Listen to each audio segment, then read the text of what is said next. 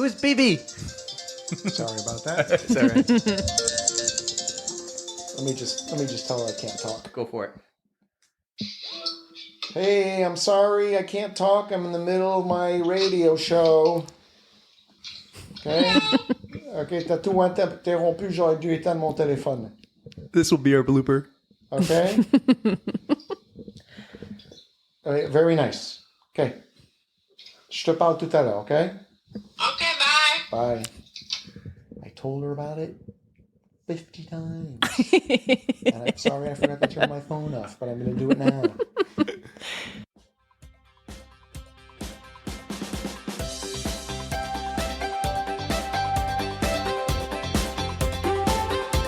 What's up, everybody, and welcome to episode 16 of the On the Runs podcast.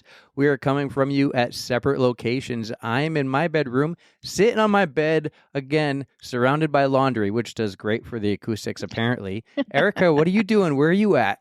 I'm in the spare bedroom, our second studio. We have three. I guess third office? How many studios? We have three studios in your house. We got the dining room. There we go. Which I think we're done with. Now it's the couch. That's our main studio. And then this is the backup studio. Yeah, that's the studio when others are in the house and we can't be bothered. We go upstairs. Yep. It's been a long weekend, man. I'm gonna be mincing my words. I did a lot of cooking today because it's Mother's Day, so I had my family over, and yesterday was a long day for me. With we can get into that, but I had a nice race yesterday. Well, how's everything going with you? Every Monday when I go back to work, Darlene at the front desk says to me, "How was your weekend?" And I stop and I go, "I don't remember what I did. I never remember." You just need to listen to the episodes. Oh, yeah. It'll tell you. Re-listen, yeah. I know today I went on a bike ride with the boys. It's Mother's Day, but I spent most of the day with the boys. Adeline and Ashley had Mother's Day things, and they went around and saw Ashley's mom and her grandmother. We did Mother's Day with my mom last night. The funny thing about that was I get a text from my sister, and it says, "Hey, guys, dinner will be served at 5 o'clock. Show up anytime after 3:30. And I'm like, "What are you talking about?" I had no clue. I thought I was going to, because I knew I had the boys today. I thought I was just going to go to my mom's house with the boys. And I'm like, I had no clue about this happening. Whoops. Ashley, my sister, and my mom made all the plans, and I didn't know. And Ashley was like, "Yeah, I forgot to tell you." Hey, as long as you showed up, that's all that counts. That's right. Hey, I am jealous because the race you did yesterday was like one of my favorite races I've ever done locally, and I missed out. But you got to go, and I saw some pictures, and you were there with Katie, and there was a few other girls there I saw who follow us, and we follow them, and they're the badass women runners. Tell me about it. Yeah, I had the Total Image 10 miler yesterday, and I tend to run that. It's one of my favorites as well. It can vary when it happens in the years. It could be end of March, April. This time it's May. But yeah, it starts at Arms Park in Manchester and goes the Goffstown Rail Trail, and it is one of my favorites. So I've done this one quite a few times, and this one was my best one to date. So I did the 10 miles. I had like an 8-minute average pace through the whole thing, and I came in like a minute and a half faster than last year.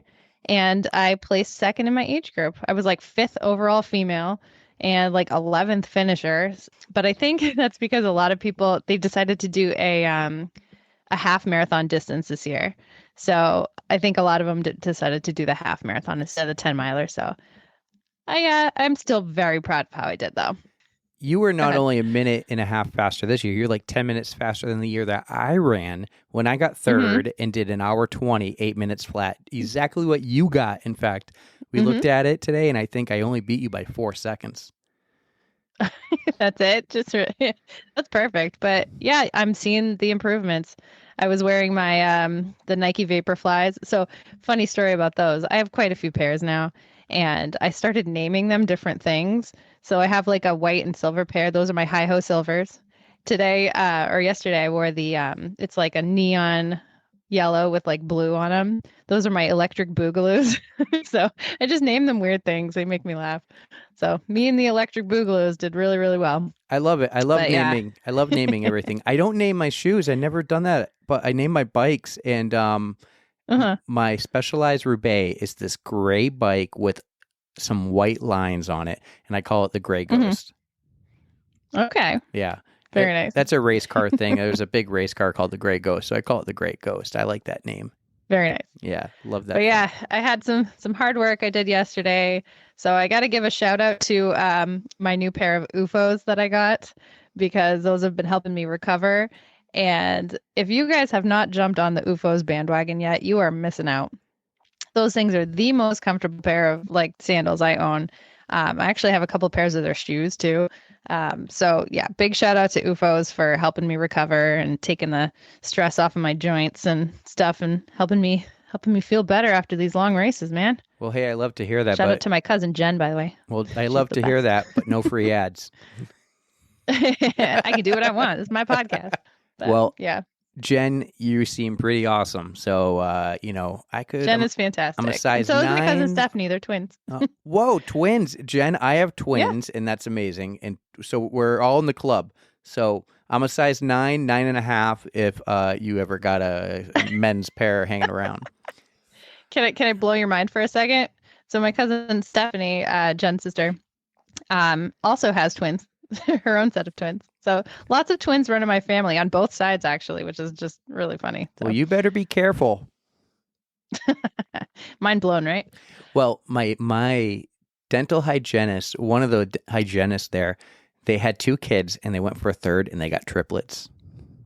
No way. Yeah. That's intense. Because I was there telling them, like, we went for baby number 2, and then we got twins. So now we got 3, which is great for me. I wanted 3, so worked out. Yep. You're good to go. All right. So we should get into this, right? We've got quite the exciting episode coming up for everybody. I am very excited to get into it because I learned so much about triathlons and the mental toughness it takes to complete a full that we need to just get right into this. You were so into this. So let's talk about it. We finally have on Scott Black. We've been talking about Scott for a long time now. Since the beginning, one of your good buddies. Yeah, since the beginning. He's the guy that got me into triathlon. He helped me enjoy running again after I quit running and bought a bike. He has done 5 Ironmans, and each one has their own amazing story. And we got him on to share. So we went on location to his house, and we recorded in his pain cave, which, we're trying to find the best place for acoustics. And then there's these windows open and kids playing outside. You might hear some kids. It was a lot of fun. It was a learning experience for us too. We were there so I got there right after work, but I didn't leave his house until after 10 o'clock. It was like 10:30. I was there for like 5 hours. And we have over 3.5 hours of content with Scott. And no, you're not going to get all 3.5 hours right now. This isn't going to be the longest episode ever. I'm thinking 3 to 4 episodes. We will spread these out between now and when Scott goes to Kona. So spoiler alert, Scott's going to Kona. We're going to call this like the Road to Kona series, Scott Black. So I love it. We recorded the entire thing with Scott. We took a couple breaks. Some people, couldn't hold it. Yeah, but we got some quality time in with Scott, and he shared all of his excellent stories with us. So, Erika, I totally agree with you. It is about time we should start our first series and get into part 1 of the Scott Black interview, the Road to Kona story.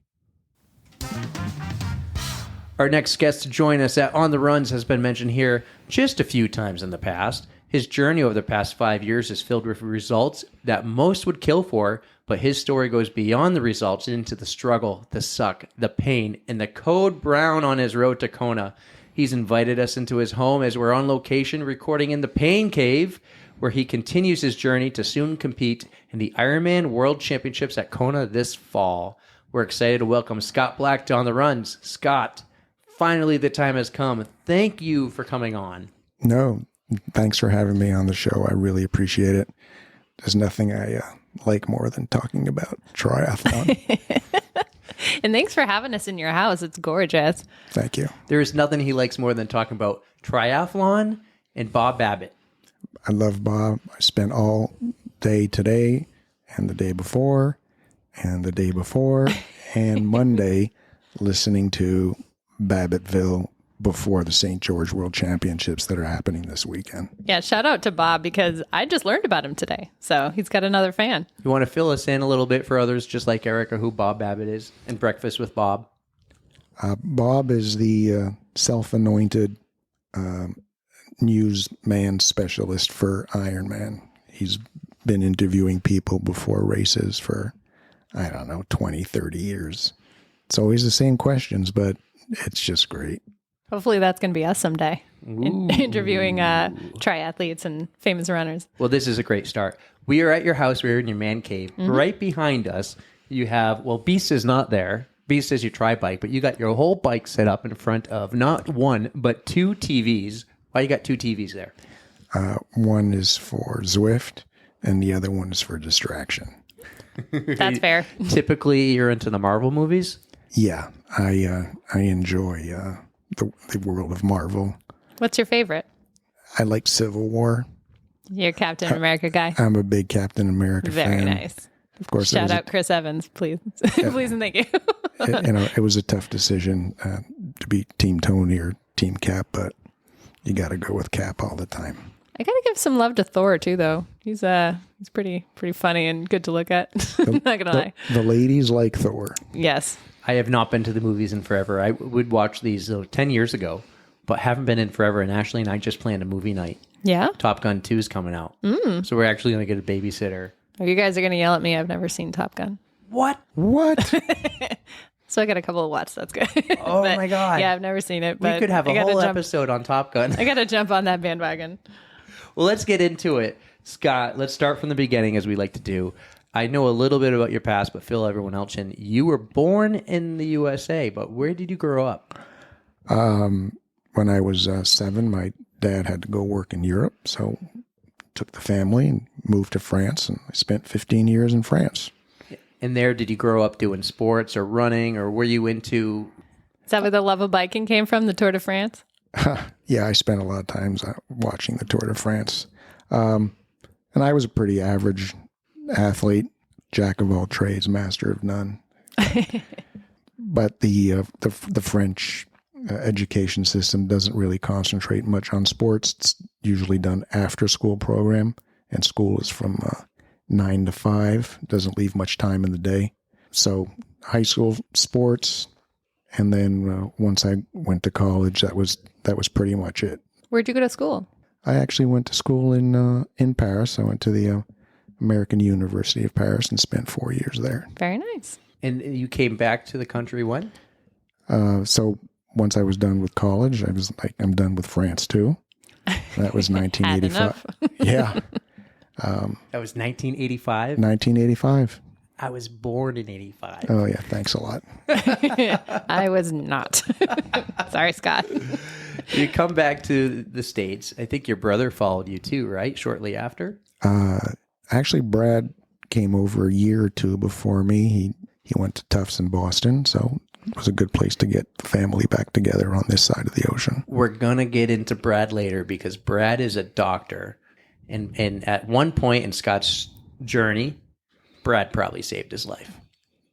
He knew a lot more than the doctors in Mexico, but we'll get to that later. I can't wait to hear that. All right, let's go. So let's talk about triathlon. At what point in your life did you get into triathlon? So my first triathlon was actually a half Ironman. It was at Timberman in 2014. I'm wearing the T-shirt. Very nice. Yeah, and that was kind of a progression. In 2010, I had a friend who challenged me to run a marathon with him. At the time, the company paid for the trip. It was great. Which one did you do? So we went down to DC and we did the Marine Corps marathon. Very nice. And that was a good experience. I hadn't done any long endurance sports, so I did the marathon, and then I was like, okay, I got to find another challenge. And I took 4 years. Decided to sign up and do the half Ironman. So let's backtrack here. You and I met, we'll call it 2012. We worked together.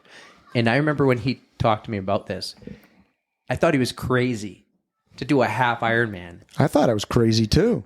Like, I'm like, you're going to bike 56 miles and then run a half marathon? I still think you guys are crazy for that. So. I thought it was, I didn't, and then swim on top of that to begin. I thought he was nuts. And it was so cool when he came back and he did it. And you came back, you were nationally ranked. Not for my experience after Timberman. I came in 14th in the age group. I had a good time. And when I was done with that, I literally at the end of the race said, I don't think I could do this again. Meaning another 1.2 mile swim, another 56 miles on the bike, and then another half marathon. I thought that was just insane. But I kept on talking about it and saying, I've done the half, now I want to do the full. That's quite the progression. Right. Never again to, okay, let's go big. And let's go bigger. And I talked about it. For quite a while. Mm-hmm. And I talked about it. And that was 3 years of talking about it. And there came a time when someone asked me, so are you going to do it? And actually, it was my sister-in-law. And at that time, I just said, I really got to, basically shit or get off the pot. So in January, I signed up for the Ironman in Mont Tremblant. It's a personal favorite of yours too, Newt. It is a personal favorite. This is 2017, and I'm at work, and I say, if you sign up, I'm going. You're like the greatest crew guy. You call them Sherpas. Yep. So that's where it comes from. Yep. Your dedicated bag carrier is called your Sherpa because there's a lot of stuff to carry around. You don't want to have to worry about everything. So if you have somebody to help you, it takes weight off your shoulders. That's perfect. I love doing the races myself, but I actually have I think more fun being there as part of someone's support crew, like yours for Anchorman, yours for Ironman. I just have a lot of fun, like taking in the atmosphere and watching everyone out there compete. And it's a lot more fun to help and assist. Like I got to run with you at 2, 3 in the morning, and I got to do a lot of the training with you or go there. Remember, we'll get into that. But when you were at Mont Tremblant, we did a training run during the fireworks. It basically was getting hit by flying debris. Oh, wow. Yeah, the night before. Yeah. That's intense. It might have been 2 nights before, but let's get into Ironman Mont Tremblant. It's in Quebec, Canada. Why did you pick Canada? It was just that it was the closest race to drive to. Also, so does Timberman not have a full? No, they don't. The other closest race is Lake Placid, and that's a classic, and it's tough to get into, and I just hadn't signed up early enough. And then it also just so happens that I have a Canadian girlfriend from Quebec. There we go. It worked out. That's what we all thought. Oh, he's doing it because his girlfriend's from there. But really, it's also a month after Lake Placid, so you get a whole nother month of training. Yeah. I really didn't know what I was getting into. It was a lot of work. There was, I picked some random program off the internet from some magazine. I think it was a 20-week training program, and I followed it, and it got me to the start line. So Mont Tremblant, it's a ski town. It's a big ski mountain.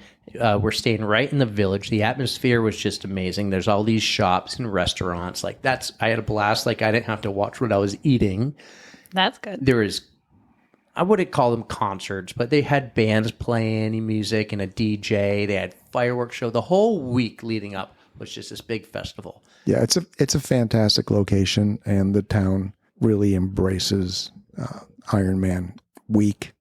And of course, the race on the Sunday. Just being there made me want to do an Ironman. So you really want to make a vacation out of this. You're doing you're there for the week, right? You rent a condo, Airbnb style there, slope side, like it's ski in, ski out if it was the winter. That sounds so fun. You get a place with a pool and a hot tub and all that. It's a ton of fun. And if you want to stay right in the village, you get one of their hotels, which is right in the village. Oh, that's perfect. And of course, you have to book that a year ahead. Oh, yeah. Oh, really? I can imagine how it fills up, yeah. And it's they know it's Ironman week, so all prices are jacked up. Of course. They do that everywhere. You can go there any other week in the summertime and have a beautiful, inexpensive weekend or week trip, and you're paying 3 times that during Ironman week. Mm-hmm. But the venue is amazing. I think they say top 5 for all the Ironman venues for a spectator. Out of everywhere? Of all the Ironman venues, top 5 spectator venue. Lake Placid's in that as well, from what I remember. Wow. And we're talking out of all the ones in like the world. The world. Wow. Yeah. I am impressed. I am impressed. So your first Ironman, we get there. Where was your head?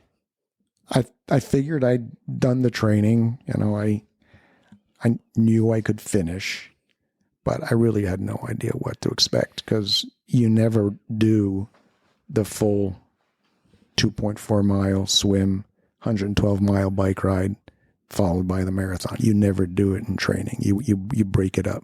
Did you have any sort of goal in your head, or you just wanted to finish this since it was your first full? You just wanted to make sure you cross that finish line, or did you have like a stretch goal you were aiming for? Like, I don't even know what a good time is for a full Ironman. Fill me in. I need to know this kind of stuff. The pros do the course in just around 8 hours. Oh my gosh. I did it in 13. 13 still sounds fantastic to me. Yeah. And then I think the max is 17. They have a 17 and a half hour cutoff. Okay. The race starts at 7:30 in the morning, and at midnight, they shut it down. And if you're 10 yards away from the finish line and midnight hits, you're not an Ironman. Oh no. Exactly. They say he'll congratulate you. So when you finish an Ironman, I don't want to get too far ahead. Mike Riley will be there, and he'll go, "Erika Hamill, you are a Iron Man," and everyone else says it with you. And if you're one of the last ones to cross the finish line just before midnight, it's like a rock show. Really? The whole place Everybody is comes wild. out for it? And everyone comes down for it, and they all yell, "You are an Iron Man." There was one year this girl came by about 30 seconds after the cutoff, and I listened. Breaking my heart. You know what he said? What? "Congratulations, Erika." But you're not an And that was it. Oh no! And that makes me so sad for whoever doesn't make the cut. Yeah, we'll get into the finish line later and what that's like and who Mike Riley is. But I got to ask, did you realize your chances of qualifying for Kona before your first Ironman? Honestly, I can't remember that clearly for the first one whether or not I went in thinking that I could qualify for Kona. The training I had done, I sort of estimated that I could maybe do this in 10 and a half hours. And at the time, I would look at prior races, see what people had done in the age group, because you're racing in your age group. Mm-hmm. I sort of thought I had a chance, but I really didn't know what to expect. But my stretch goal was 10 and a half hours. So for people like me who aren't familiar with the qualification standards for Kona, what is the qualification? Like how do you go to Kona? Well, backing up a little bit, Kona is the place where the World Championships is held every year. Anybody who races, that's really their ultimate goal, is to get to Kona.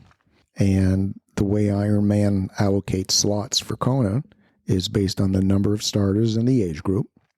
And some age groups have a lot of starters, like the 35 to 39 age group or the 40 to 44 age groups are typically those with the most starters, and they might get 4, 5, 6 slots to qualify.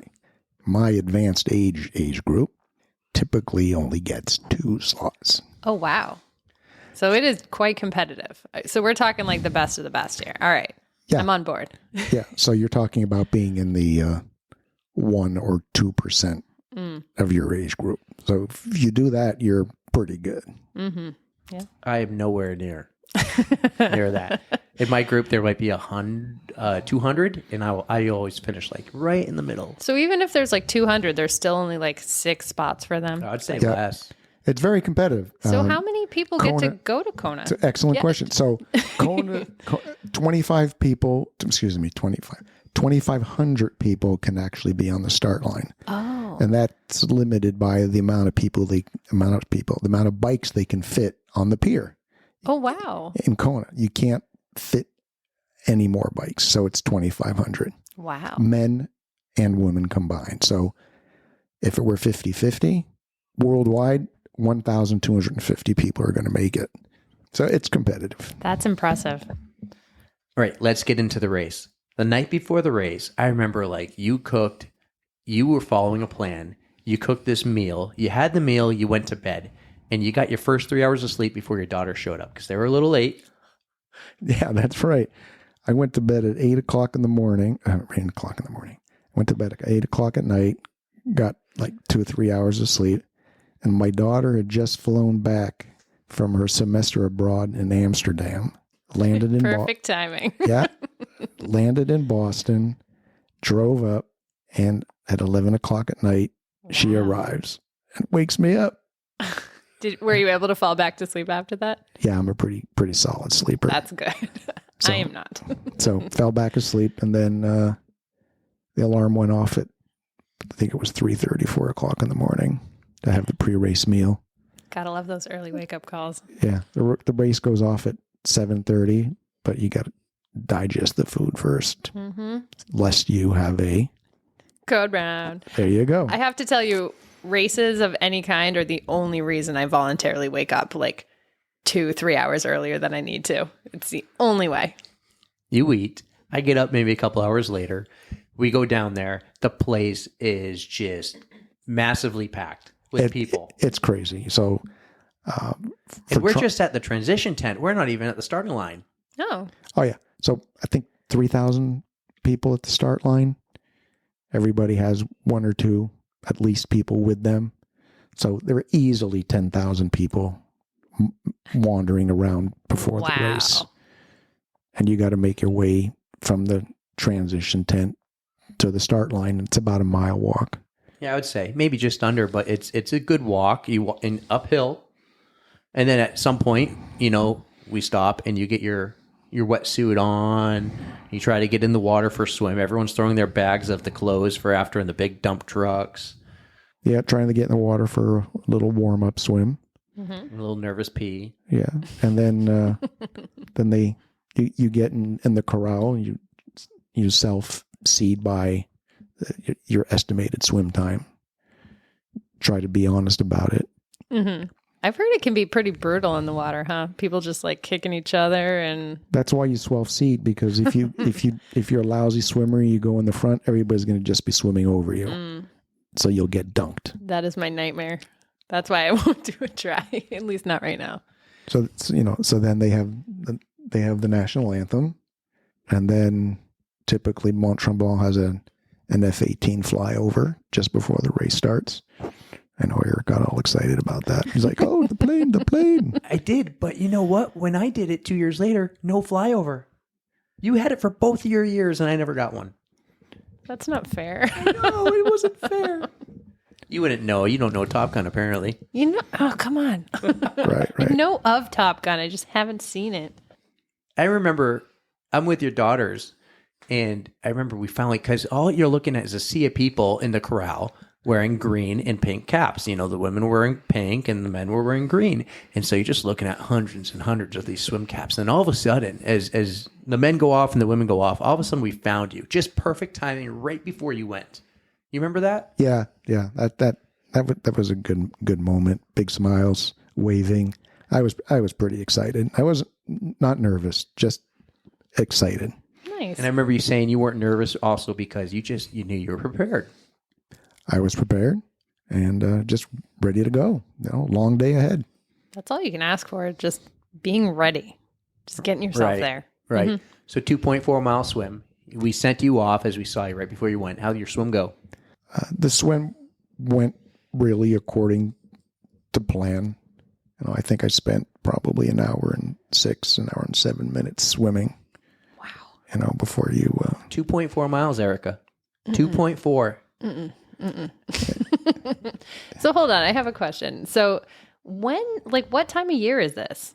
It was August. Oh, okay. So did you have warm weather? Was this a nice swim? Was it freezing? No, it wasn't. It was a nice day. It was a beautiful great day.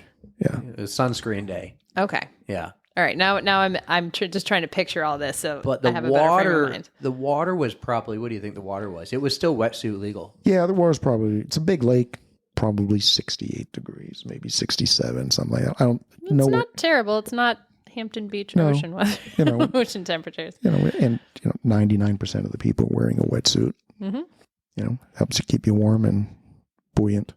So an unfortunate thing about being a spectator of the swim is you see them leave, and that's about it. Unlike the run of the bike where you can be anywhere on the course, you just see them go off in the distance. And this swim, you go about a mile out, you take a right-hand turn, and you go a little bit, and then you take another right-hand turn, go about another mile in.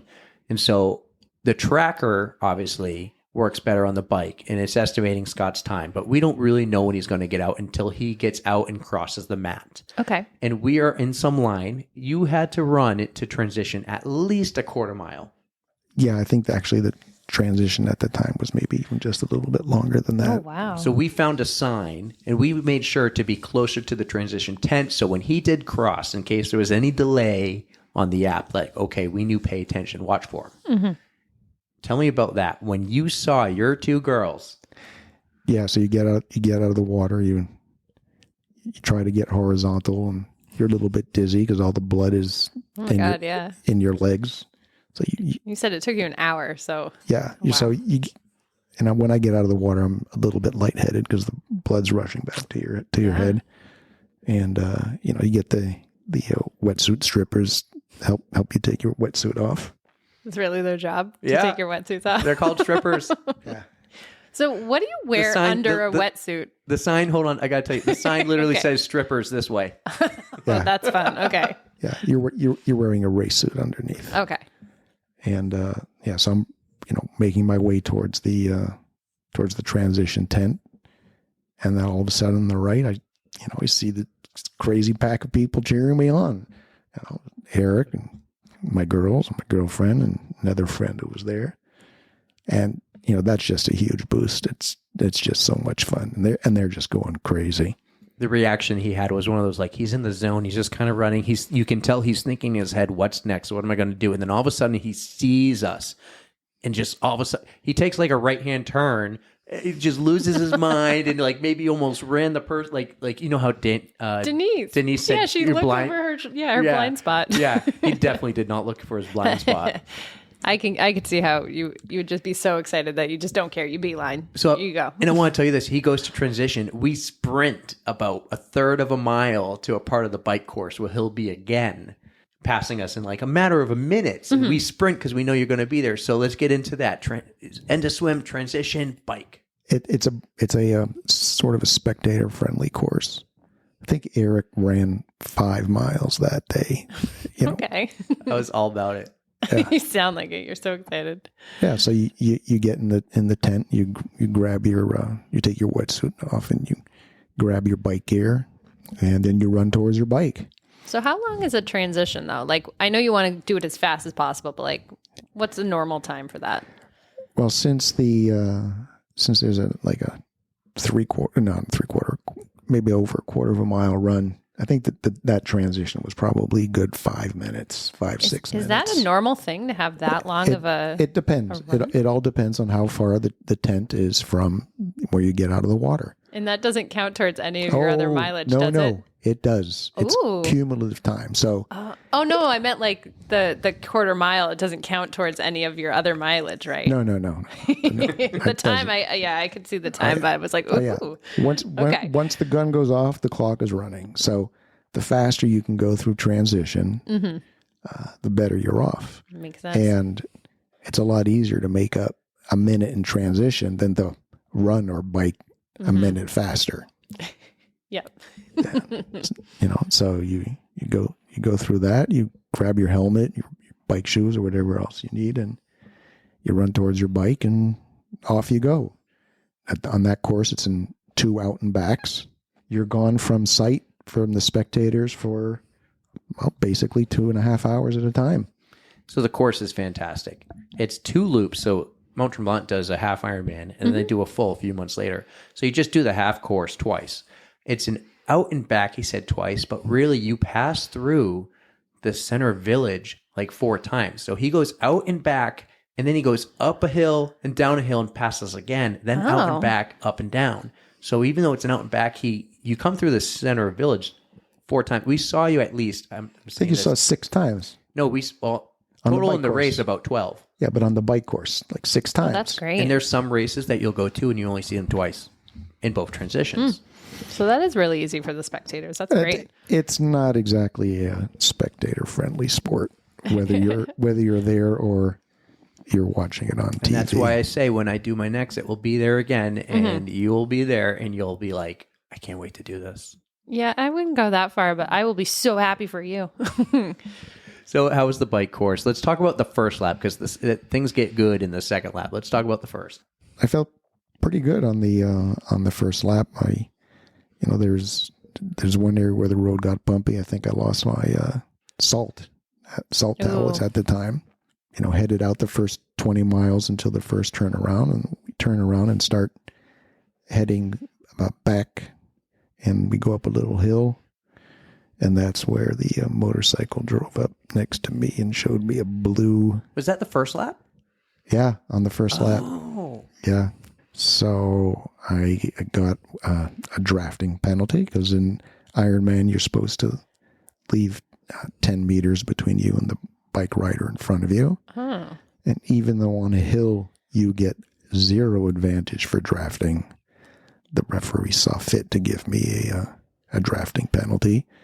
So this is you said uphill. You're going uphill, but just It's a little too close to somebody. Yeah. That sucks. Right. So, the penalty tent was probably another 7 miles away. So you're supposed to stop in the first penalty tent. And I was kind of pissed.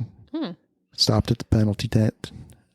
And I was starting to rant. But one guy said, hey, it is what it is. Mm-hmm. Just relax, gather yourself, drink. What was your penalty? So you have to sit on the side of the road for 5 minutes. 5 minutes. Well, everybody is going by you. The guy who told you to, it is what it is, was that another competitor who was in the penalty box? Yeah, just another competitor. There were a few of us there. Okay. So he's flying on the bike. Yeah, cheaters.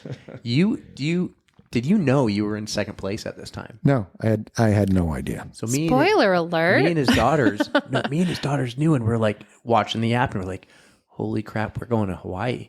Like if he keeps us up, we're going to Kona, baby. Mm-hmm. We were getting really excited. And you pass us, and maybe we said going up the hill, like you're in second. Did we get that to you? Yeah. I could hear you guys giving me feedback, and I gotten up from maybe 30th on the swim to second coming into town on the bike at the end of the first lap. So we would hang out on this hill, massive hill, and he had this green helmet, so he was so easy to find in the distance. And the hill was great because Camille would be running up the hill with you. Estelle would be maybe another 100 yards up and run with you. And I would be either before them or after them and run up with you. Versus if you're anywhere else there and he goes by you at 20 miles an hour, it's just all you can say is, go, Scott. Yep. And he's gone. He's just a blur. And so, I want to say we relayed to you. You're in second place and you were kind of like... Yeah. I was looking for my girlfriend, but she'd gone back to take a nap because she was tired. Oh, no. Yes, that's right. Well, we knew we had 2 hours after the swim and after we set him off on the bike. And so we went back and ate breakfast. And it was like that food coma nap. And she was waiting for a friend there too. But at one point she's like, it's a 12-hour race. I'll see him later. Right. Me and your daughters, we did not care. We wanted to see you every moment we could on the course.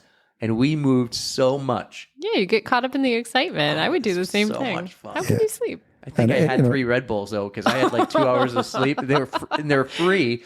Like they were really for the competitors, but I'd be like, yeah, I'm gonna take this one, little 8 ounces. That's funny. Red Bull Hill. Very nice. It's a long, lonely day out there, and when you see family cheering you on, it's a good pick me up. Very nice. All right, so you're in second place. You just saw us. You are in a great mood. You're feeling good? Feeling good. Feeling great. Everything is going according to plan. Lap 2 of the bike. Go. So, first 56 miles are done. You head back out for the second lap. And that's when temperature is rising, so it's a lot warmer. Mm-hmm. The wind picks up in the late morning, early afternoon, because by then it's probably 11 o'clock. and the second loop is harder. And I didn't have the salt tablets anymore, so I'm starting to feel a little bit lightheaded. So that's, maybe slight dehydration. Maybe not enough calories. It's my first Ironman. I don't have any experience with it, so we start heading back. At like mile 90, we would do a loop through town. On the first loop, I had noticed that there was a pothole, big pothole circled in orange, and avoided it. But on the second loop, oh no, being lightheaded, hit the pothole and went down. Oh no. Hard. Oh no. How fast do you think you're going? I was probably going like 22 maybe when I hit that pothole. Oh, I can't imagine what it did to you, but what did it do to your bike? Well, so you go down. There were people there that helped me up. Well, the first thing you do when you fall is you move your arms because you want to make sure you didn't break anything, especially your collarbone. And then start looking at the bike. Nothing looked out of sorts. So I was probably on the ground for complaining and whining for maybe 4 or 5 minutes before I got back on the bike. And that's when I realized that I had no more rear brake. And so... where we're going, we don't need brakes. Yeah. Do you though? Do you really Yeah. But so I go down, and the last 20 miles of the bike course are the hardest part of the bike course. Most of it's uphill. And I no brakes. Yeah. And I was, and you know how when you come back at the end of the loop, there's even an area that has a speed trap because it's dangerous. It's like a no passing zone. Going back downhill. So you go up and up and up this hill. You turn around and you go back, and it's probably 5 miles up, 5 miles down. There is a speed zone where it's like no passing. Stay in line, no passing, too dangerous. Oh, wow. So they're not really checking your speed. It's no passing zone. No passing zone. Yeah. Okay. So I'm hurting, but a huge adrenaline rush. I'm looking at myself, and I can see road rash on the leg and the shoulder. And so for us back there, to tell you what was going on, the app, the tracker, all of a sudden he stopped moving, and we're like, why hasn't he hit the next checkpoint yet? And then finally he hits it, but it was like much longer than we thought. He didn't lose any positions, but he took much longer. When he passes us on this hill, we're like, go Scott, just where we saw him the first time. We got nothing back from him. And we can just see his shoulder and what we thought, sunburn. Oh. We thought dehydration and sunburn, and you're just worn out because when you passed us again, you were at mile like 104. So you got about 8 to go, but we're just like, we're like, Hawaii's not going to happen. But no, we just thought he was sunburned. Like, oh man, out there on the highway, because you're riding on a highway for quite a bit. We just thought he got burnt and like dehydrated. That's what we thought until... Yeah, that was back in the years of the sleeveless tri-suit too. That's right. Yeah, so his shoulders and his whole entire arm is exposed, and it just looked like a sunburn, a bad one. Yeah, I was feeling pretty miserable. I was in a hurry for the bike to get over. So his daughters and I, we run down again. You still haven't seen your girlfriend. Good thing she can't understand English. We run down to transition to see you. Come off the bike. And you get off the bike, and right before you run into the tent, you make that right-hand corner, which brings into like a corral to the tent, and you see us, and we see you. And my reaction was like, oh my God, he's bleeding. But your reaction was like, rah, I crashed, as you hugged your daughters, and then you ran in. So I ran, like pointing at my injuries, and I run into the transition tent. I decide that I'm going to go to the medical tent first. So, maybe they can put something on me to numb the pain, a spray or something. Smart move. Yeah. So they make me lie down. Someone comes over and they say, oh, well, I said, can you give me some spray? I crashed, it hurts. It's sore. I've got road rash all over. And say, well, we're not doctors. There's nothing we can do except for clean off the wound with some water. So they grab a bottle of water and they start pouring water on the wound, which of course makes it sting even more. Feels real good. So, oh man. So lost at least another just under 10 minutes, probably. It was a long transition. So made the transition. I mean, you had to try though. Really long. So now we're at, 5 minutes for the penalty, probably 7 minutes for the crash, and then another 7 minutes maybe in there in the medical tent. Finally go and grab my stuff for the run. You only have a marathon to do. I mean, nothing. And you only have a marathon to do. This sounds so awful, you guys. We're really selling this to Erika. Selling it. No. You lost me at the swim. Yeah. Well, but continue. Luckily it was the first time I had ever done it, so I really didn't know what to expect. So then you head out for the run. It's a 2-loop course, 13 miles each loop. I can't do the math right now. You head out for 5 miles and then run back for 5 miles. Yeah, about that, right? 5. Yeah, that's what it is. 6.5 maybe? Yeah. 6.5. So that's the only math I can do is the marathon math. The first 2 miles of the run are hilly before you get onto an old rail track. You run out to the turnaround, and I felt really good for that first 6 miles, and then turn around and run back into town. That still felt pretty good.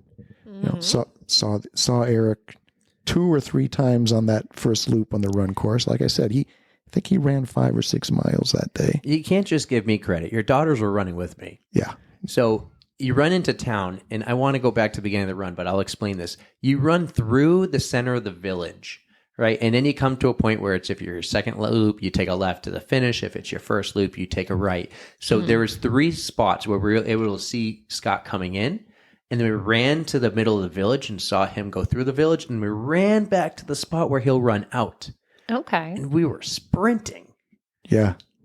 All out. And Mark was too. Oh, man. Mark is Camille's husband now.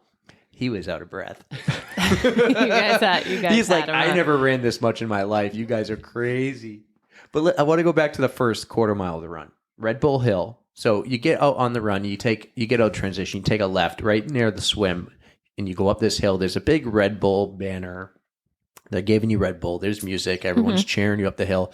I want to say we walked up the hill, and every time we've done this race, we walked up that hill. It's like, why am I going to kill myself right now? But we walked up, and that is when you really told us what happened. Yeah, filled you in on the crash on that first uphill. And I want to say your daughters were your biggest cheerleaders right then. Like, you still got this. You can do it. Yeah, it was, I think, still adrenaline. Yeah, the adrenaline got you through. Yeah. So you came through to the village. Yeah, the first 13.1 miles are done. And how'd that feel? That felt good. And then you probably have 400 yards till you get back to Red Bull Hill. And you see the hill and you got to go back up it again. And that's just that was just horrible. That's one thing I don't like about the loop courses is just if there's one part that sucks and you got to do it again. Right. And so, not only that, it's followed by another hill and then another hill and another one until you get to the rail trail when it's still a little hilly. Yeah. So I had no set plan, but once I hit Red Bull Hill the second time, I was like, okay, I'm going to walk the hills and no shame in that. Right. Just walk the hills. So you walk the hills and then you start getting on the flat part again, and you get to the first food station, and that's when you start negotiating with yourself and okay, I'm gonna walk the food stations too. Mm-hmm. Right, and so you start hemorrhaging time. Oh yeah, and there's a food station about every mile and a half, maybe. No, it's every mile. It's every mile. I want to say they have one every mile. Well, I don't know, man. It's metric over there, so. Oh yeah, kilometers we're talking. So maybe it was every 2 kilometers, which is just over a mile and a half. When I did it, I walked every hill and aid station. Yeah. Both loops. That is how you conserve energy a little bit. I know runners do that a lot. They walk the first aid loop. stations. First loop, I might have ran the hills the first time out. Thinking I got this, and then I smartened up. Yeah, but that's what you're doing with yourself. You're negotiating. So you the first food station, you say, oh yeah, I'll just walk the food station. So then you get to the next feeding station, and you're like, all right, I'm gonna walk this station and I'll eat my food, and then I'll walk for another 10 seconds after that, and then I'll start running again. And then you get to the next one, and it's like, okay, I'm going to stop running before the station. You still sound a lot more disciplined than me, because I'm like, all right, if I can make it to that tree, right, I'm going to walk for 30 seconds. Right. This 30 seconds is turning into 45 seconds. Right. It just keeps adding up. And then you hit the last turnaround. Mm-hmm. And at that point, you're at mile 20. At mile 20 is when the race really begins. Okay. Because that's when everybody starts to really fall apart. Right, Eric? That's absolutely right. So, actually, for me, when I did it and I saw my buddy a quarter mile behind me, I picked it up, but I didn't want to lose to him. Right.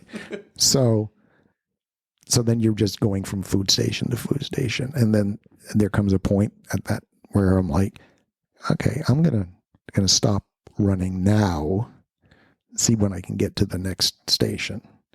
And then you get to another station and you eat, and, refuel and hydrate. And then you walk after that. And then you really have to have a battle within yourself saying, okay, now you got to pick up your legs and start running again. And your legs are like, no, we're not going to run again. And you're like, yes, we are going to run again. That mental game, it's a huge mental game. When do you think the adrenaline really wore off from the bike crash? It was probably a mile 14 or 15. Yeah. Prior to that, I think I was running like 8.5, 9-minute miles. And then all of a sudden, you were running 11 or 12-minute miles. And then, after mile 20, you got a 14 in there because you're walking a good part of it. And I want to say, your first loop, you were still second or third. Yeah. And we were communicating that to you, but just all of a sudden, that second loop, the other runners just had it. Yeah. It eventually got you. I mean, they didn't crash a bike, so that was a huge factor. Sure, it was a factor. Mm-hmm. Yeah. You come off the rail trail, and then you got that section where you got to go up 2 hills before the downhill. And one of the things with the races, at least they used to do it, is they would put your bib number on your leg, but they also write your age. So as people are running by, you take a quick glimpse at their calf. Okay. And if it says anything below 55, you're like, okay, I'll just let this guy go. But if you see someone in your age group, if it says 55 or 56, interesting. You're like, oh God, that guy's ahead of me. Or I'm wondering if he's on the first loop. So there's this guy ahead of me, and I'm like, okay, I'm going to try and keep up with this guy on the hill. So he's running up the hill, and I take 3 steps up the hill, and I'm like, nope, not going to happen. Yep. Not going to happen. So you go back up Red Bull Hill one last time. The backside of it. Yeah. Mm-hmm. And then there's that other really steep climb before you head back into town. I walked up that too. And then you get into in the center of town, and then it's downhill towards the finish line. But by then your quads are shot, and just running down that hill is just so painful. But you hear the crowd, and you can hear them come before it's even in sight, and you're kind of going through this snake, or spaghetti path, and everyone is on both sides. They're all cheering your name, no matter who you are. Like, let's go, you're almost there. Yeah. Your daughters and I, and your girlfriend, who finally made it, we were right at the finish line in the grandstands. Yeah, we're talking right. like it's 6 grandstands high, right? Okay. Yeah. So then that's really the high point of the day. You come down that chute, and then you see your family there at the finish line, and you see the line, and you try and get the strength to put your arms up in the air and do something so that you can remember what it's like. Mm-hmm. And then you hear the voice. You hear Mike Riley, and he's like, Scott Black, you're an Ironman. That's goosebumps. It's pretty special. It's pretty special. Do you recall if he was on the ground or was he up in his scaffolding? No, he was up in scaffolding. Okay, he only comes down like after an hour 15 or 16. But I remember, so I was just trying to think of which race it was, but I remember you looking up and waving to him at one of them. Yeah, that was the next race. Okay, all right. Yeah, the one that we didn't crash. Yeah. So, made it across the finish line, and then you get the impression that you can't take another step. Finally you just like, your body just lets go. And I feel that way for you, just hearing you. And I'll say one more thing. The finish line's on like some elevated little stage. Like you're running down and then you got to run up. Oh, no. It's like a handicap ramp, but you got to run up that ramp to get to the line. It's like, oh. Yeah, that ramp wasn't so bad. There's another ramp we'll talk about that was horrible. I can just imagine like trying to looking at a set of stairs and like crying. Right. So no, don't make me do it. So you cross the line and you get your someone puts your a medal around your neck and they ask if you're okay. Right. How many times out of 10 do people say no, I'm not okay? You'll learn. So they ask you if you're okay. Do you need medical? And I'm like, no, I don't need medical. So they give you your finisher's T-shirt, and then you go into a tent and they've got food for you, and Mont Tremblant does it really nice. They've got some really nice food, and drinks, and you try and sit down at a table. That's so painful. And I hadn't, it was my first time, so I hadn't thought about going into the medical tent after, or going to get a massage after. Mm-hmm. But, all I wanted to do was, see my family. But it took a while to digest the food or eat the food and be able to head out of the tent. And I was just a mess. So family's not allowed in the tent. We're on the outside now. We're watching other people, right? We can't find him. Maybe 40 minutes has passed. Mm-hmm. And there's one tent with sidewalls up, but they're like windows, and we can see this is where people are going to get their bag of the after race clothing, the bag that you threw in the big dump truck before. And so as a number, you go and say, I'm number like 1342, and I think that was my number. And they give you your bag. So we were hanging out near these windows, like in between the trees and the tent, and then we finally saw you. We saw you slowly walking over to the tent, and then walk into some lady, and you don't see us, and we're trying to get your attention. I think we got a lady's attention to get your attention. Yeah. So I get my bag. I had a special shirt that I bought myself, and I'm like telling the kids, wait. So finally get the strength, put the shirt on. I'd gotten an Ironman shirt with the arc reactor on it. My kids love that. For those who don't understand, the movie Iron Man. Yeah. Oh, yeah. Yeah. The Marvel is, as we talked about earlier, big Marvel fan. Oh, is that his little thing? Yes. I thought it was a special name for like the Iron Man guy with like the M. No, it's literally Iron Man. His heart right in the middle of the shirt. Yeah. Right. So finally I get out of the tent. You guys greet me, and then we have to walk back to the condo, and the condo is probably a mile away, and it's uphill. Do you just say, no, I'm not doing this? I would say half a mile. Well, no, that's right, because that race we're further up the road. Oh, yeah. You're right. And that's when I started telling you guys, I think I broke ribs. Oh, my gosh. Yeah. It was like, I was in pain. Did you actually break ribs? Yeah. Ooh. We'll get to that, but yeah. Okay. Sorry. I couldn't wait. Yeah. So, the race is still going on. It's probably almost dinner time. Yeah. Race goes to midnight, but yeah, by then it was probably 7 p.m. Yeah. Wait, what was your time? We skipped that. Oh, so that was like 11:40. Okay. 11:40. And I don't remember at that moment if you told me, you were fifth, or if that came later. I don't recall. I think we did tell you were fifth. Yeah, you were fifth. So that is still really respectable, especially for your very first one. Yeah. So I was happy, but I was in pain. I just wanted to get back to the condo, and we started walking. I put my Eric between Eric and Mark, and my hands around your shoulders, so you guys could help me get to the condo. And then we got to the bottom of the hill where the condo was. And I was like, I'm never going to make it up the hill. Oh, no. I need someone to go get the car, come back down, and drive me back up.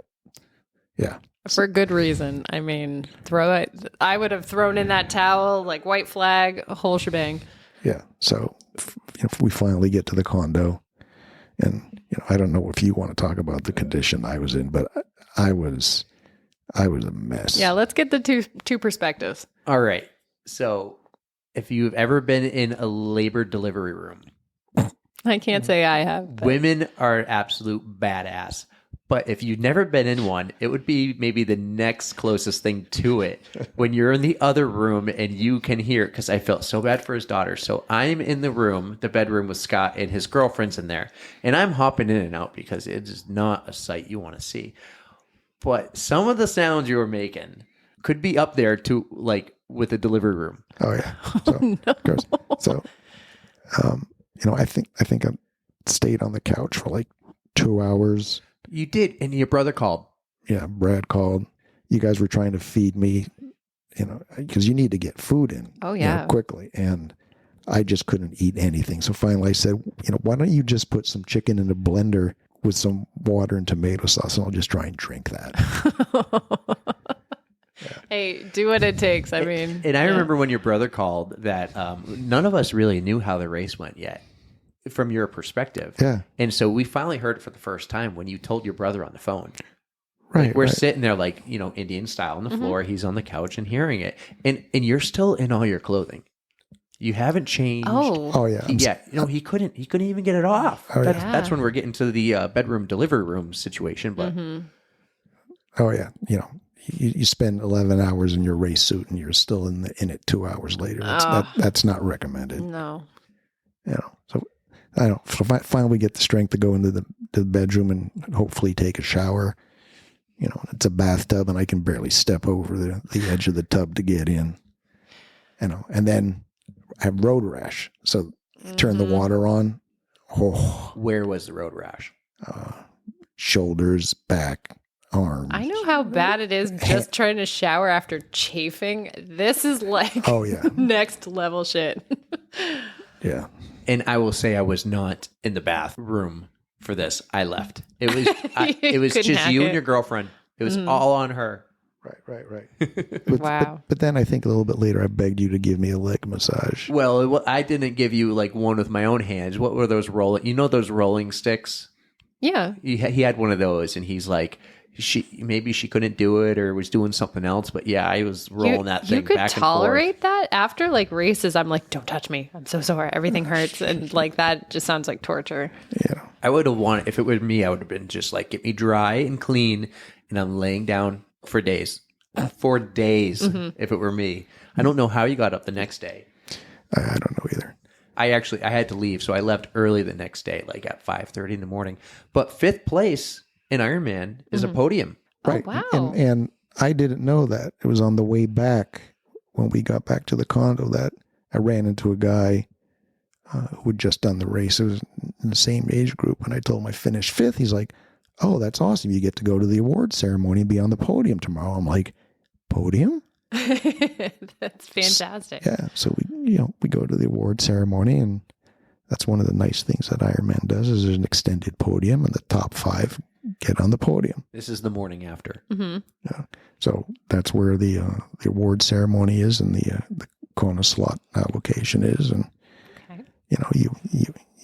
you walk up and you ask the guy who's finished first if he's going to take a slot, and you ask the guy who's second if he's going to take a slot, and the guy third. And so you can turn down a slot? Some people don't want to go, or some people might have already qualified. Well, I see. Or they've been there before and they're like, yeah, I can't do it this year. Let someone else do it. Right. So unfortunately, 2 people took the slot. So first and third, I think. Yeah, I think it was first and third for that race. Yeah. So we missed it. Yeah. So no Kona for me. Still a great attempt. Yeah, I was. I was happy, but I think it was 24 minutes out of the qualifying spot. Oh, so then is your brain starting to be like, where could I have? So that's where your brain's like, oh, geez. So the 5-minute penalty, their crash, then running with the broken ribs. But with the crash and with your injuries that we'll get into, could you have made Kona 2 months later? No, not with the broken ribs. No way, because Mont Tremblant was August 20th, and then Kona is literally 8 weeks later. Oh, wow. So no way. How long did it take your ribs to heal? Well, let's get into that. Let's get into, you go home. So we drive home so that's on Sunday. We drive back on Monday, 6 hour, You had to sit in a car, right? Oh yeah. The 7 hour car ride is not pleasant. No. Tuesday morning, going to work, and I, hadn't slept the night before, and spent the day at work in pain. Mm. And everybody knows that there's really not much you can do for broken ribs. But at like 4:55 in the afternoon, I was like, I just can't take this pain anymore. I'm going to the hospital. So I went. They took their X-rays. There were 3 broken ribs. Wow. And they say, here, take some aspirin and some muscle relaxants, and then for the next 2 or 3 weeks, you just pray that you don't laugh or cough. Oh no, that sounds so awful. Oh yeah, it was it was awful. Don't breathe too hard, by the way. I think the only thing he enjoyed was telling people about the race. Everyone would come into work. We had an office of about 200 plus people at the time. And I remember you'd go and someone would stop you and you would talk to them for 10 plus minutes. And he got a whole crowd in the cafeteria after breakfast on Tuesday. And you really enjoyed talking to them. And that was the only time you didn't hate it because you were just in so much pain. Yeah, Ironmen don't like talking about their races. You got to celebrate that glory. I would be writing it on the walls. I'd be screaming it from the rooftops. Well, writing it on a wall, this guy who never logs onto Facebook logged onto Facebook to write a essay about Ironman. Yeah, It's probably his last post. You know what? I think it is my last post. Oh no way. Yeah, I think so. I'm gonna find it. I'll post it for everybody. But after that, my girlfriend made me promise that I'd never do another one. So that lasted long. Yeah. When was your next one? Well, I guess we'll get into that too. Yeah. When the next one. So I think it probably took 1 or 2 months before I went up to Eric and I was like, hey, I just signed up for next year. That's great. And I was like, yes, we're going back to Canada. It's really nice to know that there's other people who are gluttons for punishment, just like me. How about that? He promises his girlfriend he will never do another Ironman. And 2 to 3 months later, he walked into my office and he goes, dude, I just signed up. I was so excited. And I was like, what are you going to tell her? And he goes, I'm not going to tell her. I don't know. I don't know how I'm going to do this. And it was so much fun. I don't think he told her for 6 months, maybe longer. Haven't we all done that though? I'm never going to do this again. And then you forget about it. You're just like, okay, all the pain that happened, it's nothing. The triumph outweighs the pain. It's just, natural. Well, we do that. Gonna do it again. We do that, but exactly. we don't always promise our significant others we'll never do it again. That was more of a, she goes, you can never do that again. You almost died. In French. I got a great story I want to share with you. All right? Mm-hmm. So we talked about how his daughter showed up at 10, 11 o'clock because she flew over from Europe. Mm-hmm. I was there the night before and the entire day with him and helping him out and everything. But his girlfriend is there, and she's a wonderful woman, but she does not speak English. Mm-hmm. Okay, so a little tough to communicate. Scott goes to bed at 7 o'clock, and I made dinner, and it was spaghetti, so it wasn't a big deal or anything. We sat across the table from each other in silence eating spaghetti because we couldn't communicate. Oh, the language barrier. All you could hear was, the fork on the plate and twirling the spaghetti and all that. It was super awkward, right? And she would be like, is it good? And I'd be like, oh, it's really good. Yes. And she'd go, good. That's all we could get across. So then it gets better. I turn on the TV. Now, everyone knows I used to work in NASCAR. I'm a little bit of a NASCAR fan. It was the night race at Bristol, one of the top 2 races of the year, and I turn it on TSN, which is the ESPN of Canada, and it just happened to be on, and hey, everyone can understand racing. It's cars going around in a circle, and you look for the leader. No language barrier. She communicates to me somehow oh, can I watch something? So I'm like, sure, this is not my place. This is your place. You guys paid for. I'm a guest. She puts on a comedy show in French. Oh, no. She is laughing her ass off constantly at this show, and I'm just looking at her I don't get it. what's so funny? Tell me the joke. Like, and she can't tell me the joke. And when his daughters arrived, I was like, yes, I'm so happy all you're I can here. picture right now. So I'm looking at you through my phone camera because we're video chatting, and all I can think of is seeing like little like question marks going like above your head, like beep beep beep, like what is happening? Well, and I'm looking back and forth at the TV and her, and I'm like, I don't get it. And I'm like, and so I'm in Canada, and I didn't have whatever phone plan on my phone to like really be on social media unless it was connected to Wi-Fi, which I might have been at the time. I can't remember. But when his daughters got there at like 10:30 p.m., I only knew one, and I knew her barely. And then, so that was Estelle. And then Camille was there, who I was meeting for the first time, and her boyfriend, now husband, Mark. So that was quite the night for like 5 hours with his girlfriend, and Scott not being there to translate for me. So it was quite funny, and I loved that story. But yeah. Nice. What do you got going on this week? Do you want to tell them who's coming on next? Do you want to spoil, or do you want a surprise? So yeah, I'm totally ready to spoil it a little bit. So you guys have heard me talk about her a lot because she's one of my best running friends. But we've got Miss Rachel Runs for Medals coming on the show. We're going to be doing some taping Wednesday, I believe, and we'll release her episode next week. And we're going to talk about all of our shared interests and shared racing stories. And yeah, she's going to be a blast to talk to. I'm so excited because it will be in person, just like Scott. So that's going to be fantastic. Exactly. Also, you and I really haven't done this in, it feels like a long time, but we took 2 weeks off of you and me doing it. We had school vacation week. I had Adeline home all the time. Even though we had some episodes preloaded and ready to go, I haven't seen you in a while. So now we just did Scott's recording the other day. We're talking now. We're talking again Wednesday. We'll have that one out Monday. And we're going to get back into like a, I don't know, maybe 3 times a month rotation. We were rolling. Yeah, getting back into the swing of things, right? We were rolling in March and April, and we just had that little break, and I feel like I haven't seen you in forever. So I'm so excited to do more.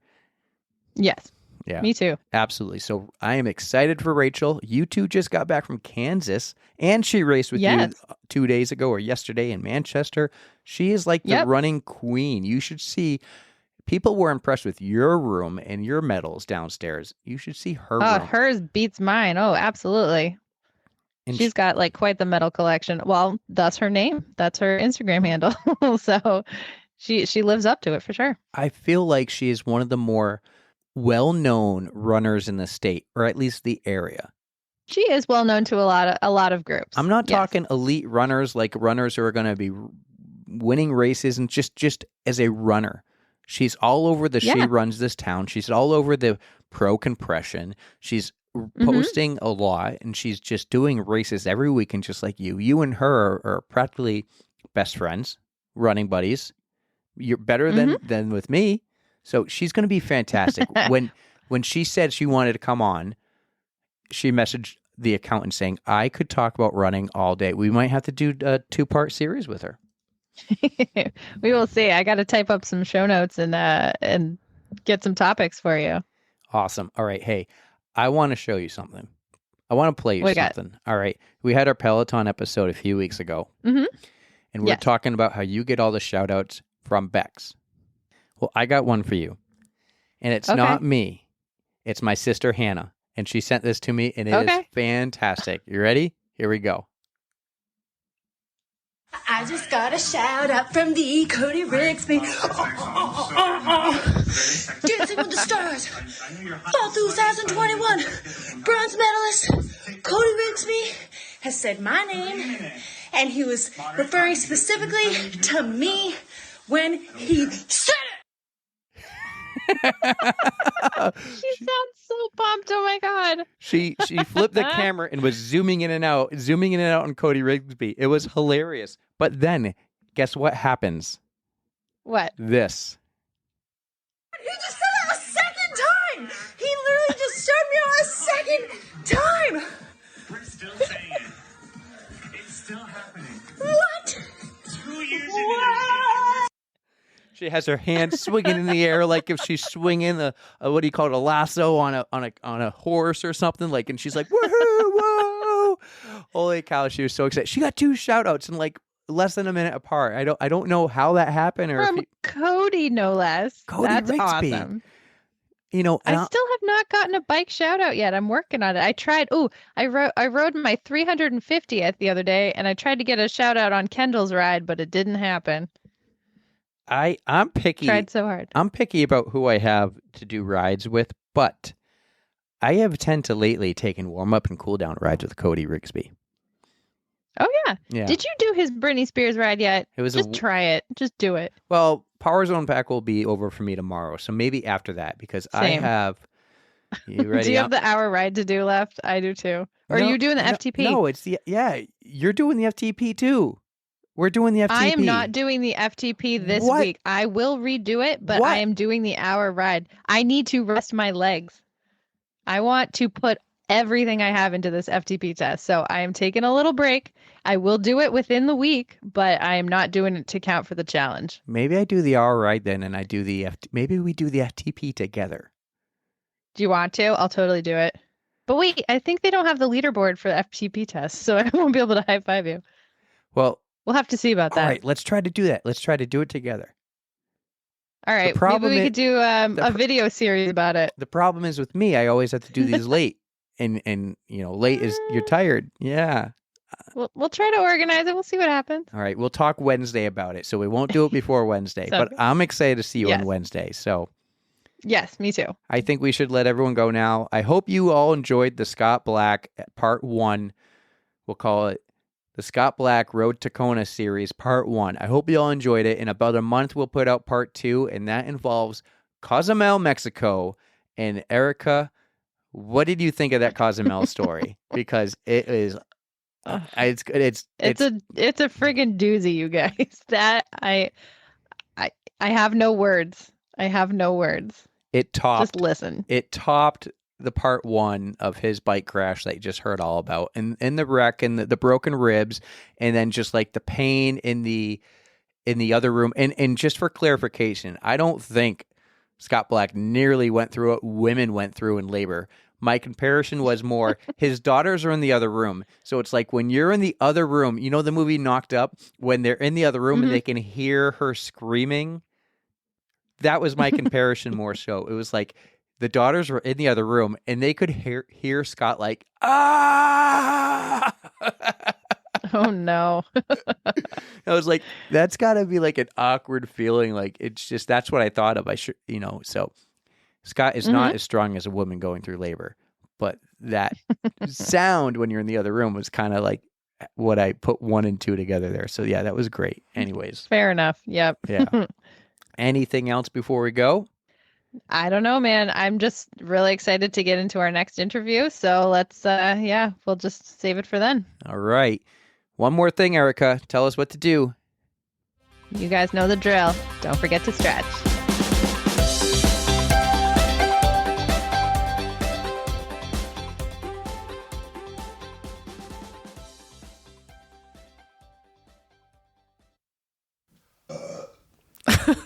Keep that in for the blooper. That was a ripper, dude.